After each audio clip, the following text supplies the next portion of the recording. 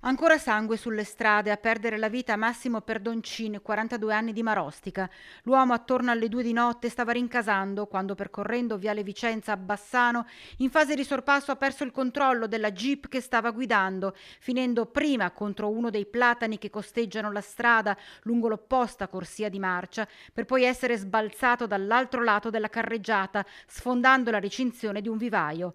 L'auto si è capovolta ed è andata completamente distrutta. Per Perdoncin non c'è stato nulla da fare. Terribile lo scenario che si è presentato davanti agli occhi dei soccorritori.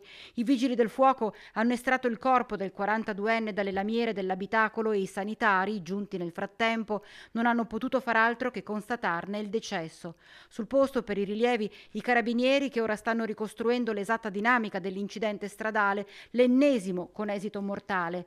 I militari non escludono alcune ipotesi, dal malore al colpo di sonno all'alta velocità, senza tralasciare nemmeno le condizioni dell'asfalto, pessime a causa della pioggia battente.